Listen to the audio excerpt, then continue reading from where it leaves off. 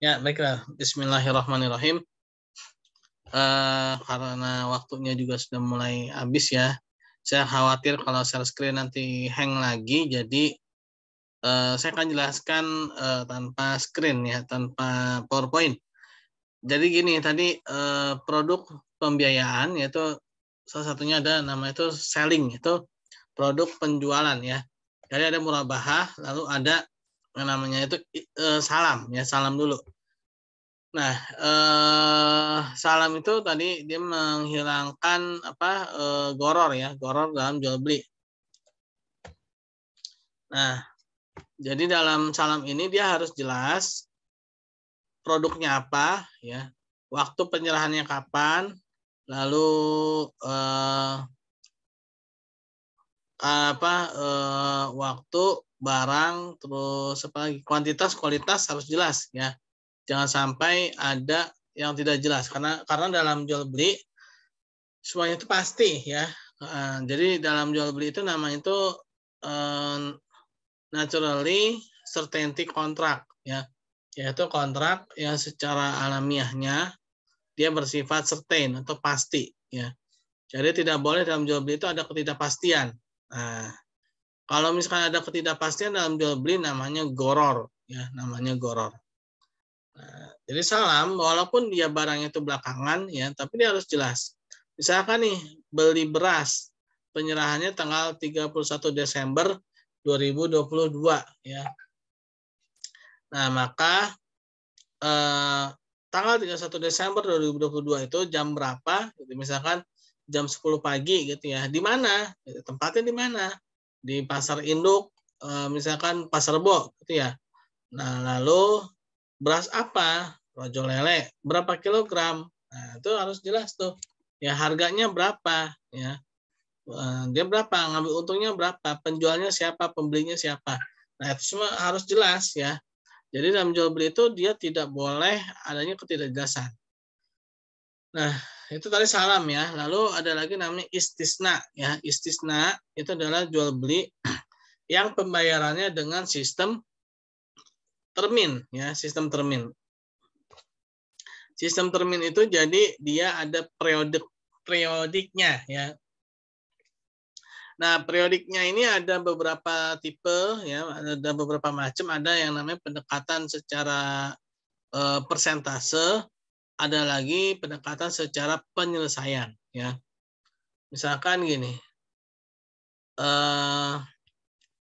dalam jangka waktu 1 tahun gitu ya, dalam jangka waktu 1 tahun ini dia sudah melakukan penyelesaian ya, berapa persen nih, misalkan 50% dia udah selesai ya. Nah, maka 50% itu harus segera dibayarkan ya. Terus kalau yang persentase gini, walaupun dia belum sampai 1 tahun ya, misalkan taruhlah baru 8 bulan, tapi sudah sampai 50% dikerjakan, maka pada saat 8 bulan itu dia harus segera dibayar. Ya, itu namanya istisna ya, istisna. Nah, jual beli rumah ya, ini sebenarnya dia bisa pakai salam, bisa juga pakai istisna ya. Jual beli pembiayaan rumah, terutama KPR yang masih baru atau yang rumahnya itu masih dalam tahap pembangunan ya. Nah, jadi nggak selalu murabahah ya. Oh iya, teman-teman mohon maaf, apakah di sini ada yang bekerja di lembaga keuangan syariah?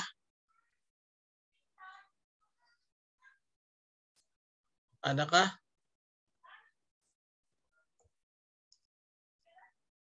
Tidak ada ya. Ya, kalau memang tidak ada, tapi setidaknya ini kita buat pengetahuan kita ya. Siapa tahu rezekinya nanti tahu ada yang kerja di lembaga keuangan syariah langsung jadi top manager kan. Ditanya sama DPS, ya diajak ngobrol sama DPS. Nah, sebenarnya teman-teman udah pernah dengar atau sudah paham gitu ya. Nah, sehingga nanti ketika ngobrol sama DPS jadi nyambung gitu kan, jangan sampai ini ya ngobrol sama DPS gitu kan udah jadi top manager di sebuah lembaga keuangan syariah tapi nggak ngerti ngomong murabahah, mudarobah, bolak-balik ya. Dulu aja tuh ada orang bilang bank muamalat aja dulu awal-awal itu ngomongnya bank mualaf gitu kan. Nah, kenapa? Karena dia jarang mengucapkan dan jarang mengenal ya istilah-istilah seperti itu gitu kan. Nah, ada lagi bank mudarobah ada lagi yang bilang bank apa gitu kan. Nah, karena dia jarang gitu ya. Nah, nih teman-teman ketika sudah belajar ini ya, mudah-mudahan ya nggak ada yang tahu rezekinya ya. Tiba-tiba saja ada lowongan ya, teman-teman sudah lulus D4 ya, lowongan D4 keuangan syariah untuk menjadi taruhlah manajer ya pada suatu lembaga keuangan syariah. Nah, teman-teman lulus nih, ya lulus. Terus gitu lulus ternyata dites sama DPS ya. Ditanya istilah-istilah ya. Nah, jadi teman-teman udah paham. Nah, tadi ya, jadi ada namanya istisna ya, balik lagi itu namanya ada namanya istisna. Istisna itu jual beli yang pembayaran itu per termin. Per terminnya itu bisa pendekatan tadi ya, persentase kah ataukah dia pada penyelesaiannya ya. Nah, lalu ada lagi namanya itu ijaroh. Nah, kalau ijaroh ini dia sebenarnya sewa ya, pembiayaan dengan metode sewa. Sewa artinya dia hanya mengambil manfaat ya, tapi kepemilikannya tidak pindah ya.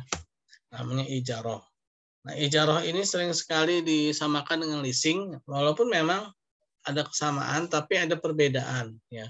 Leasing yang kita kenal itu sebenarnya lebih cenderung pada capital leasing ya. Walaupun sebenarnya leasing sendiri juga dia ada namanya tuh operational leasing, ada namanya tuh capital leasing ya. Nah, ijaroh itu juga ada namanya ijaroh biasa, yang ijaroh saja ya. Ada lagi namanya ijaroh muntahiyah bitamlik ya.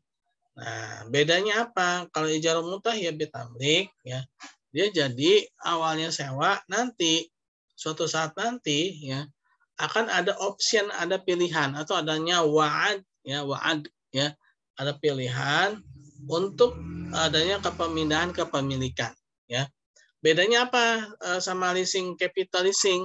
Nah, kalau capital leasing dia mutlak, ya nggak ada namanya option. Jadi ketika dia sewa leasing itu otomatis nanti ketika sudah lunas, ya itu akan otomatis kepemilikannya pindah kepada si yang menyewa, yang menyewa barang tersebut. Nah, tapi dalam Islam ya leasing, terutama yang capital leasing itu ya, yang capital leasing itu tidak diperbolehkan. Kenapa? Karena dia bersifat ta'aluk ya, bukan ta'aruf ya, ta'aluk ya. Ta'aluk yaitu adanya dua akad yang menjadi satu, yang mana akad yang pertama menjadi syarat bagi akad yang kedua ya. Nah, jadi seperti itu ya. Jadi ada namanya pembiayaan secara selling ya. Ada lagi satu lagi yaitu pembiayaan secara investasi ya. Nah, investasi itu prinsipnya terbalik tadi ya. Kalau tadi kan naturally certainty contract ya. Kalau investasi itu naturally uncertainty contract ya. Yaitu kontrak akad transaksi yang secara alamiahnya dia bersifat tidak pasti. Nah, seperti investasi ya. Investasi itu nggak pasti loh teman-teman ya. Jadi jangan salah. Misalkan ayo investasi di saya nih akan mendapatkan keuntungan 40%. Wah, bohong ya. Kenapa? Investasi itu kemungkinannya nggak pasti. 3 ya. Kalau nggak untung, rugi, impas. Ya nggak mungkin langsung pasti untung. Nah, kalau misalnya investasi pasti untung itu namanya riba ya. Nah, namanya riba. Kalau investasi pasti untungnya namanya investasi itu pasti ada sesuatu saat nanti akan rugi atau mungkin impas ya. Nah, inilah yang harus kita ketahui. Nah, jadi dalam investasi itu dia bisa untung, bisa rugi, juga bisa impas. Atau bahasa manajemen keuangan itu high risk, high return ya. Semakin tinggi risiko, maka returnnya juga akan semakin tinggi. Kalau bahasa fikihnya apa? Al-gurmu bil gunmi al-qaraj bid doman ya. Nah, jadi kalau ada pendapatan itu pasti ada biaya. Kalau ada risiko ya itu pasti ada hasil ya. Risiko pasti ada hasil. Nah, jadi dalam investasi itu dia harus ada risiko. Ya, dia harus ada sesuatu yang jadikan alasan untuk dia ya agar dia itu bisa menerima hasilnya itu ya. Nah, sehingga dia akan berhak mendapatkan bagi hasil itu. Nah, teman-teman ketika nabung di bank ya, terutama bank syariah nih ya, jangan sampai ada anggapan bank syariah kok mahal sih gitu kan. Terus apalagi saya nabung di bank syariah rugi gitu. Kenapa? Ini kecil banget. Ya namanya juga bagi hasil gitu ya. Nah, ini yang harus dikoreksi ya, yang harus dikoreksi pemikiran seperti ini. Oke sih memang mengambil keuntungan itu memang diperbolehkan, tapi jangan sampai keuntungan itu menjadi tujuan ya. Keuntungan itu bukan tujuan. Nah, jadi seperti itu ya teman-teman ya. Dalam transaksi keuangan syariah ya, dia harus ada risiko ya, ada risiko atau ada nama itu ad-doman ya, risiko yang ditempuh sehingga dia akan mendapatkan hasil. Oke, teman-teman, itu sedikit penjelasan, nanti kita lanjut lagi pekan depan, mudah-mudahan tidak ada gangguan ya. Ada yang ingin ditanyakan? Masih ada waktu sekitar 10 menit ya. Kalau ada yang mau nanya boleh. Putri, Jumriyati, Ani Aisyah, Amaliyah, Cindy Putri Sari, Debbie Ayu, Sri Handini, Kaniani Daul Fadilah, Agung Prasetyo, Melisa Indah, Herlina, Muhammad Farhan, Trisa Salsabila, dan Yulia Fajrianisa. Ada yang mau ditanyakan nggak? Rafita, open mic, boleh kamu nanya? Atau memang terbuka mic-nya? Ada yang mau ditanyakan? Halo, halo. Suara saya kedengeran nggak? Belum ada, Pak.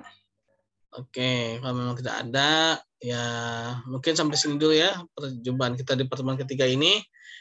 Kita tutup dengan baca hamdalah, alhamdulillahirabbil alamin, dan doa subhanakallahumma wa bihamdi, subhanakallahumma wa bihamdika, asyhadu an la ilaha illa anta, astaghfiruka wa atubu ilaik. Assalamualaikum warahmatullahi wabarakatuh. Waalaikumsalam warahmatullahi wabarakatuh.